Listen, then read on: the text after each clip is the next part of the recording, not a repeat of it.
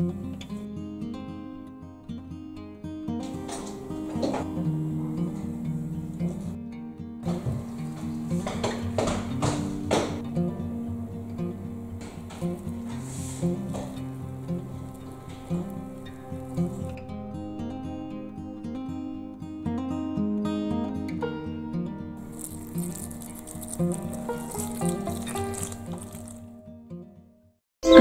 Petring dan Matt. Hai semuanya, apa kabar? Selamat datang di Ayu Petring dan Matt. Kadang-kadang ada yang tanya pada saya, kenapa saya nggak buka restoran di Hongaria, bisnis kuliner, atau terima catering, atau mungkin buka toko souvenir, beli dari Indonesia, misalnya dari Jogja atau dari Bali, kemudian dijual di sini. Pastikan nggak ada. Misalnya seperti dari sekitar rumah saya itu banyak sekali kerajinan kayu jati, kemudian berbagai souvenir dari Bali, macam-macam begitu ya teman-teman. Di sini memang nggak ada. Nah, di video kali ini kita akan membahas hal itu. Membuka bisnis di luar negeri, terutama dari dua negara yang pernah saya tinggali, yaitu Singapura dan Hongaria. Teman-teman yang sudah lama bergabung di channel ini mungkin sudah bisa meraba jawabannya, karena kadang-kadang saya menyinggung juga ya di video yang sebelumnya dulu. Tapi untuk lebih gamblangnya, saya akan menceritakan secara mendetil kali ini. Yang perlu saya jelaskan pertama, aturan di tiap negara itu beda. Jadi nggak semuanya seperti Indonesia. Kalau kita ngomong tentang luar negeri, ya tergantung luar negerinya di mana. Di Singapura dan Hongaria itu saja sudah beda. Kadang kita di Indonesia sering komplain kalau cari pekerjaan di Indonesia tuh susah banget sekarang. Saya sempat juga merasakan ada benarnya ya, terutama kalau kita mau ikut kerja di satu perusahaan tertentu. Saingannya banyak banget. Tapi di lain pihak, untuk berwira swasta, saya rasa di Indonesia itu aturannya lebih longgar, terutama untuk kita sendiri ya sebagai warga negara Indonesia, jauh lebih mudah. Atau mungkin saya salah, kalian bisa koreksi di bawah, karena terakhir saya tinggal di Indonesia tahun 2003 dan waktu itu belum ada NPWP. Sekarang kan ada ya, jadi mungkin semua orang harus bayar pajak. Tapi bagaimana dengan pedagang kecil-kecilan yang wira swasta di rumah, terima catering, kemudian abang yang jualan gorengan di pinggir jalan, pedagang keliling jual kerupuk dari rumah ke rumah, apa mereka juga harus bayar pajak? Saya nggak tahu, jadi kalian bisa komen di bawah untuk menambah info saya. Yang jelas saya lihat di kampung kecil-kecil, di desa, di pucuk gunung sekalipun pasti ada warung, toko, penjual makanan. Jadi kesimpulan saya, ya untuk berwira swasta kecil-kecilan masih gampang lah di Indonesia. Sedangkan kalau kalian lihat situasinya di berbagai negara di luar negeri, jarang sekali ada pedagang asongan, pedagang kaki lima, warung kecil-kecil itu jarang sekali. Di Singapura jarang, di Hongaria apalagi. Bukan hanya karena aturan dari pemerintah, tapi juga musimnya itu sendiri sudah lebih complicated. Mau jual gorengan di pinggir jalan pada musim dingin ya pastinya kedinginan, ya kan? Itu kita baru bicara soal cuaca.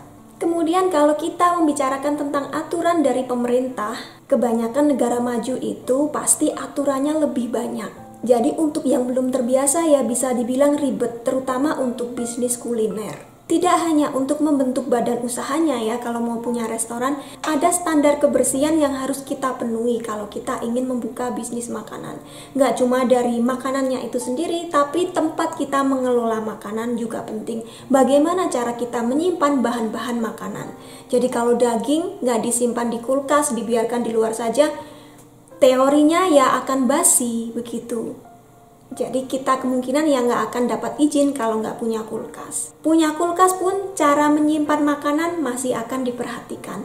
Ketika saya tinggal di Singapura tahun 2009, kalau nggak salah April 2009, ada kasus keracunan makanan yang katanya paling besar. Nggak tahu sepanjang berapa lama, tapi pokoknya waktu itu paling besar.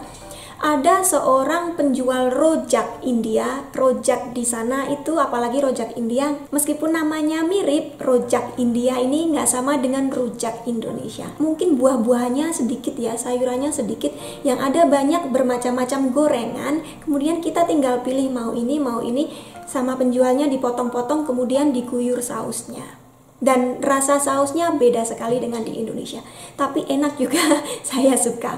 Nah, waktu itu Ada salah satu kios penjual rujak ini di pasar Geylang Serai. Untuk teman-teman yang pernah ke Singapura pasti nggak asing dengan pasar ini karena ini pasar favorit kita untuk membeli bahan makanan khas Indonesia. Lebih dari 150 orang pembeli keracunan, sakit ya, dan bahkan 2 orang meninggal. Pemilik warung didenda sebesar 90.000 Singapore dollars atau berapa ya, lebih dari 100 juta rupiah. Nggak cuma satu kios itu yang ditutup, tapi seluruh pasar selama 2 hari ditutup dan dibersihkan. Kabarnya di kulkas penjual rujak itu, di rak bagian atas, dia menyimpan seafood seperti cumi-cumi, mungkin ikan dan sebagainya.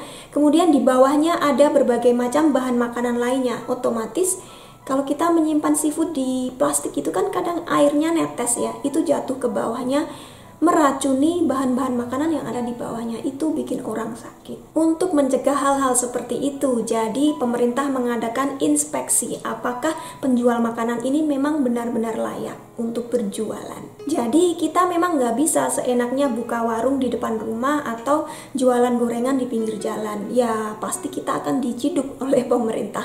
Apalagi kita warga negara asing ya, bisa-bisa dipulangkan. Mungkin sebagian kalian tanya, tapi kok saya pernah Bayu lihat pedagang keliling orang Indonesia atau orang negara lainnya begitu di Singapura. Ya itu mungkin juga mereka sudah punya izinnya, atau mungkin kadang-kadang ada juga yang masih nakal. Kalau ketahuan yang jelas ya akan ada konsekuensinya. Kalau di Hongaria kadang-kadang saya baca berita ada kantin sekolah ini ditutup karena ada keracunan salmonella. Pokoknya kasus seperti itu jadi berita besar di sini. Berarti kan memang dianggap sangat penting. Kalau dulu di Indonesia mungkin saya kurang perhatian atau nggak tahu, jarang sekali ada kasus seperti itu masuk koran. Nggak tahu lah, mungkin saya salah, teman-teman bisa koreksi. Atau mungkin banyak juga masalah lainnya yang lebih mendesak untuk diberitakan daripada keracunan makanan. Kalau di Singapura tadi saya bilang sudah susah ya untuk mendapatkan izin untuk bisnis makanan, mungkin dibanding dengan di Indonesia ya. Kalau di Hongaria bisnis apapun susah. Yang bisa kalian lihat di luar, jarang sekali pedagang yang ada di pinggir jalan ya, karena mereka sudah malas untuk ngurus semua perizinan ini.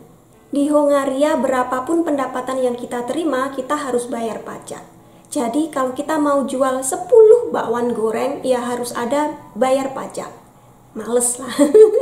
Nggak mungkin kan kita sudah melalui proses macam-macam terus hanya jualan nasi goreng 10 bungkus per hari.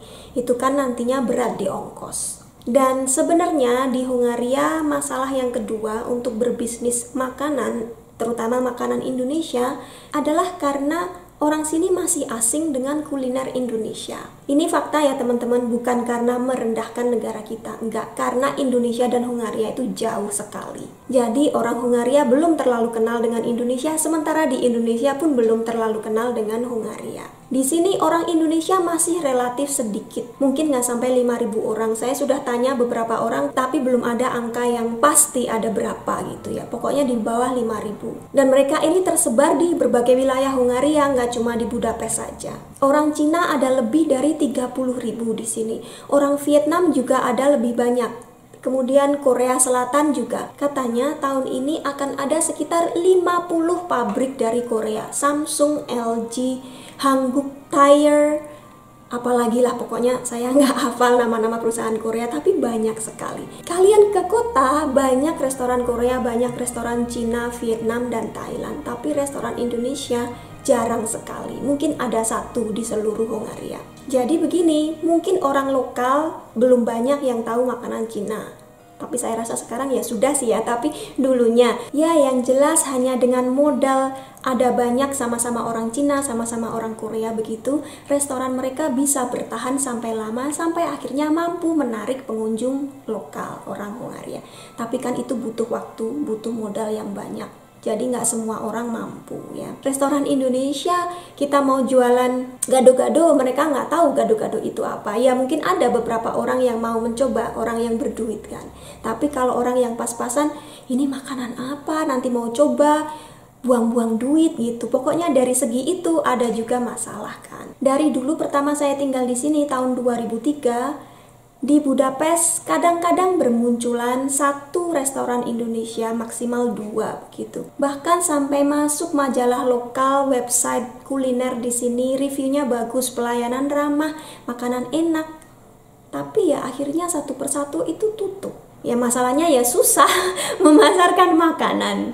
Saya rasa KBRI dan diaspora Indonesia yang ada di sini sangat aktif untuk memperkenalkan makanan Indonesia ke orang-orang lokal. Misalnya KBRI setahun sekali membuat pameran Indonesian Day, dan di situ ada jualan berbagai macam makanan Indonesia, juga souvenir dan pokoknya barang-barang Indonesia.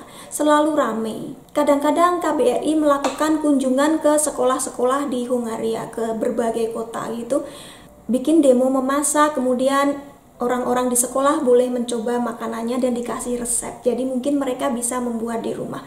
Sementara ibu-ibu seperti saya ini kalau ada acara di kantor atau di sekolah anak mereka harus bawa makanan, pasti kami bawanya makanan Indonesia. Ini juga adalah salah satu cara untuk memperkenalkan kuliner Indonesia di sini.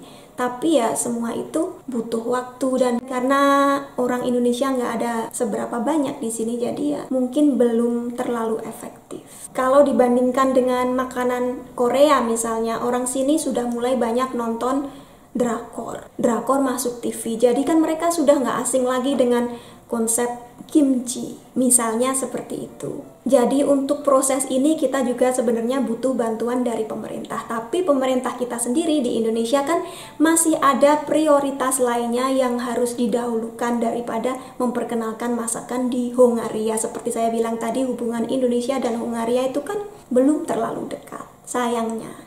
Semoga di tahun berikutnya mungkin generasi penerus kita bisa mendekatkan kedua negara seperti Matt misalnya. Who knows? Kalau di Singapura restoran Indonesia banyak banget. Sampai di food court, mereka bilangnya hawker center ya, seperti food court tapi di luar dan harganya lebih murah dari di mall gitu. Kadang-kadang yang jual nasi Padang juga orang Indonesia, banyak sekali. Tapi kalau saya waktu itu disuruh jualan seperti itu ya nggak mampu. Anak saya kecil, kapan saya masak, kapan saya menunggui warung, nggak mungkin. Lagi pula itu bukan bidang saya. Kemudian kalau kita ngomong tentang membuka bisnis secara umum, bukan tentang kuliner ya, Singapura adalah negara termudah nomor 2 di dunia untuk membuka bisnis. Waktu saya tinggal di sana, waktu itu nomor 1, entahlah kenapa sekarang turun nomor 2, berarti kan negara yang lain juga berusaha memperbaiki sistem mereka kan, tapi nomor 2 sedunia sudah bagus banget. Semua orang di sana, baik penduduk lokal maupun orang asing seperti saya, asalkan tinggal di sana ya, di atas 18 tahun boleh membuka usaha. Kadang-kadang kalau kita di Indonesia kan agak takut. Kalau orang asing buka usaha di negara kita, nanti lapangan pekerjaan orang lokal bisa diambil. Kebanyakan negara maju, mereka punya aturan yang lengkap, jadi kemungkinan seperti itu diminimalisasi. Intinya, bisnis itu kan hubungan timbal balik. Ketika orang asing membuka bisnis di Singapura, mereka akan menghasilkan pendapatan dan mereka akan membayar pajak. Pajaknya masuk kas negara. Selain itu, mereka juga akan merekrut pegawai yang biasanya orang lokal, karena untuk merekrut orang lokal dan merekrut orang asing itu biayanya beda. Tentu saja lebih murah untuk merekrut orang lokal. Jadi kan membantu terciptanya lapangan pekerjaan baru. Perusahaan untung, pegawai untung, negara juga untung. Jadi di tahun 2014 saya membuka sebuah usaha di Singapura. Ini badan usaha yang paling gampang ya, namanya kalau di Singapura sole proprietorship, kalau di Indonesia mungkin bisa diartikan sebagai usaha dagang. Saya lupa untuk biayanya waktu itu, jadi saya Google, saya gunakan biaya sekarang. Untuk mendaftarkan nama dagang kita harus membayar $15 saja atau sekitar Rp160.000. Ini sama seperti harga 2 paket burger di McDonald's, murah sekali. Kemudian biaya pendaftaran adalah $100, kalau dirupiahkan sekitar Rp1.000.000. Setiap tahun kita harus memperbarui izin kita dan biayanya sekitar Rp300.000. Video ini dibuat pada Oktober 2020. Jadi kalau kalian nontonnya di tahun yang sudah beda, tentunya biayanya juga akan berubah. Untuk melakukan pendaftaran ini semuanya saya lakukan online Nggak sampai 30 menit sudah jadi. Sudah, itu saja. Kemudian saya harus membuka rekening di bank, tapi kan itu bisa saya lakukan sambil jalan. Usaha dagang boleh dilakukan di rumah, jadi saya nggak perlu menyewa kantor ataupun membeli properti sendiri, karena ini usaha kecil-kecilan. Yang saya lakukan waktu itu adalah seperti agen part-time cleaner, tukang bersih-bersih paruh waktu. Saya tinggal di kondo dan sepanjang jalan yang saya tempati itu ada berbagai macam kompleks kondo ya, jadi banyak sekali. Dan penghuninya kebanyakan butuh pembantu, tapi tidak semua mampu atau mau menyewa pembantu yang 24 jam tinggal bersama mereka. Jadi mereka lebih suka menggunakan tukang bersih-bersih part-time seperti ini. Jadi saya mencari orang-orang yang mau bekerja dengan saya. Mereka yang bersih-bersih, saya yang carikan job di rumah-rumah tetangga saya. Syaratnya untuk menjadi kontraktor seperti ini, mereka harus warga negara Singapura atau PR. Kalau orang asing misalnya TKW nggak boleh, karena perhitungan pajaknya nanti akan beda ya guys. Seperti yang saya bilang tadi, orang asing dan orang Singapura tentu saja beda. Dan ini ya kita maklum saja kan, ini negara mereka. Jadi waktu itu Matt sudah sekolah seharian di TK. Saya ada waktu luang. Kenapa nggak kerja lagi? Kalau kerja di kantor ya masih susah, karena ketika Matt pulang sekolah mungkin sekitar jam 3:30 gitu ya, kantor masih buka, jadi kan saya nggak bisa pulang setiap hari untuk jemput dia. Jadi saya mikir kerjaan apa yang bisa dilakukan hanya ketika Matt di sekolah saja. Ya ini tadi, nggak tahu saya kok kepikiran bikin agen seperti ini. Kemudian untuk mencari kontraktor saya ini caranya gimana ya? Kalau di Indonesia kan banyak banget orang yang mau bersih-bersih dengan kita gitu ya. Tapi di Singapura susah teman-teman. Akhirnya saya bikin brosur. Saya mencari orang Singapura atau PR yang mau kerja bersih-bersih dengan saya. Gajinya segini gitu. Bukan gaji ya, komisi, karena bayarannya per jam. Kemudian saya keliling ke kompleks perumahan di dekat rumah saya. Jangan yang terlalu jauh, karena nanti kan mereka harus bayar ongkos untuk datang ke kompleks saya. Kemudian di sana di setiap apartemen itu pasti ada kotak surat. Jadi brosurnya saya masukkan ke tiap kotak surat di sana. Kalau ada yang berminat pasti nantinya telepon saya gitu. Dan memang benar. Jadi pertama mereka datang ke rumah saya, kemudian training dulu ya. Saya lihat kerjanya bagus atau enggak. Kalau belum bagus ya saya ajari begini gitu. Tapi itu saya juga bayar teman-teman, jadi mereka nggak datang secara gratis. Setelah lolos training, kemudian saya carikan pelanggan. Saya posting di Facebook, di WhatsApp, di mana-mana. Siapa yang butuh tenaga kerja untuk bersih-bersih beberapa jam saja, silahkan hubungi saya. Yang menghubungi saya banyak sekali. Dari tiap transaksi yang terjadi, saya ambil komisi. Warga Singapura, kontraktornya happy karena dia dapat pekerjaan. Saya juga happy dapat komisi. Klien juga happy karena rumah mereka bersih. Kami bayar pajak, negara juga happy. Masalah perpajakan di Singapura itu sangat transparan.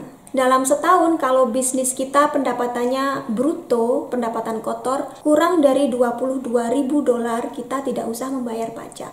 Itu kalau di Indonesia disamakan dengan sekitar 238 juta rupiah. Banyak loh teman-teman, per bulannya hampir 20 juta rupiah. Di bawah itu kita nggak perlu bayar pajak. Jadi kalau kita jualan baju, jualan barang kecil-kecilan itu online, ya kalau pendapatan kita nggak sampai segitu ya nggak usah bayar pajak. Asik ya. Kalau di Indonesia bagaimana? Mungkin kalian bisa komen di bawah. Selanjutnya mari kita ngobrol tentang bisnis di Hongaria. Di sini aturannya beda sekali dengan di Singapura. Suami saya punya sebuah PT, perseroan terbatas, jadi saya bisa tanya-tanya ke dia. Seperti juga di Indonesia kan ada beberapa jenis badan usaha. Usaha dagang, UD tadi, kemudian ada juga perseroan terbatas. Kalau di Hongaria ada satu lagi di tengah-tengah di antara keduanya ini, kita sebut saja namanya BT. Susah sekali namanya kalau bahasa Hongaria. Pokoknya singkatannya BT.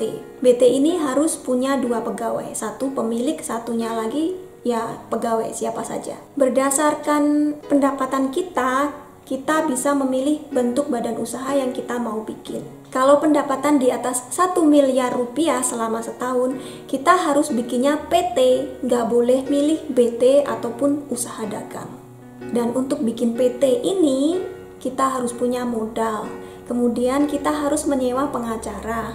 Kemudian kita harus menyewa akuntan, yang jelas modal duitnya banyak sekali. Kalau saya disuruh bikin seperti ini, males. Keuntungannya belum tentu banyak gitu kalau saya bayangkan. Jadi kalau Ayah Matt sudah pasti punya klien ya, jadi dia nggak masalah. Untuk saya ogah. Kemudian di bawah itu ada BT tadi dan ada usaha dagang. Usaha dagang ini untuk bisnis kecil-kecilan. Jadi kalau seperti di Singapura tadi, saya bisa membuka usaha dagang di sini lagi. Sebenarnya, tapi untuk bikin itu aturannya tidak segampang di Singapura.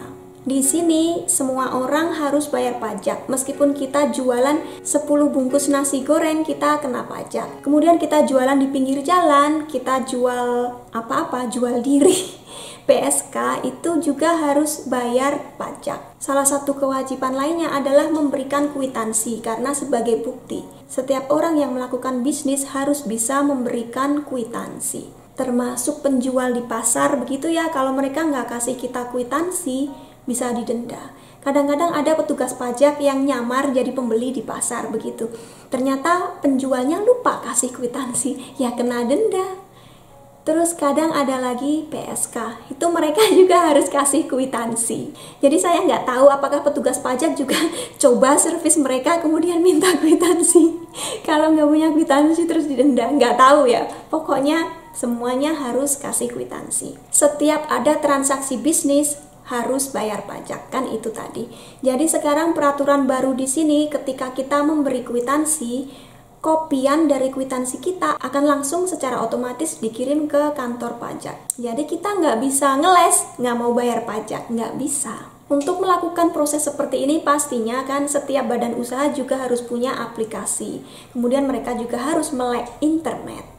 Karena kan harus install ini, install itu, macam-macam gitu kan teman-teman. Kemudian sistem perpajakan di Hongaria itu kata suami saya sangat ribet. Sebenarnya tidak ada kewajiban untuk badan usaha menyewa akuntan, tapi karena seringnya terjadi perubahan dalam sistem mereka, kalau mereka nggak up to date bisa-bisa salah.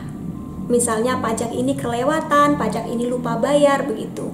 Jadi, untuk amannya mereka selalu menggunakan jasa akuntan. Ayah Matt sendiri, dia punya akuntan 2 orang. Satu untuk mengurus pembukuan tiap bulan, yang satu untuk setiap tutup buku 1 tahun.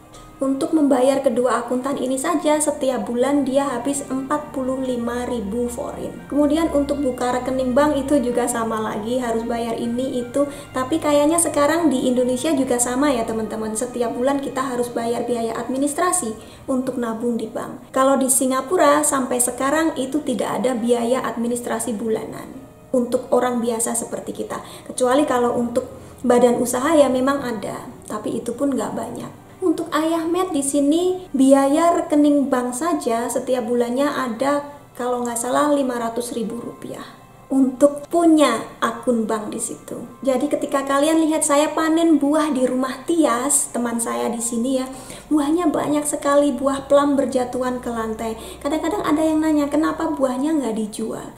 Ya karena urusannya berbelit seperti ini. Buah plum yang di Indonesia mahal, di sini hanya 15.000 rupiah per kilo. Kalau dia harus bikin usaha dagang, kemudian menyewa akuntan dan lain-lain, untungnya itu nanti berapa gitu kan. Terus kalau dia jual di pasar, semua tetangganya juga sudah pada punya buah-buahan. Siapa yang mau beli? Mau supply ke supermarket, supply dia itu nggak banyak, taruhlah 100 kg. Sementara kalau kita mau supply ke supermarket, harus ke seluruh cabang supermarket yang ada di Hongaria. Kan negara kecil ya teman-teman, jadi begitu. Jadi ya susah sekali, akhirnya ya seperti itu. Buahnya ada di mana-mana, dimakan sendiri, dikasih ke orang, siapapun yang mau boleh ambil. Jadi begitu ya teman-teman, itulah alasannya kenapa saya tidak buka bisnis di Hongaria. Kalau di Singapura saya sudah pernah coba seperti yang saya ceritakan tadi. Di sini satu lagi alasan yang mungkin bisa saya ceritakan adalah orang Hongaria itu kehidupannya sangat sederhana dan tidak konsumtif. Mereka jarang pergi ke restoran kecuali ada acara istimewa. Mereka hidupnya sederhana, hemat sekali. Di dekat rumah saya sini, kira-kira hanya 100 meter gitu, ada 2 restoran berseberangan.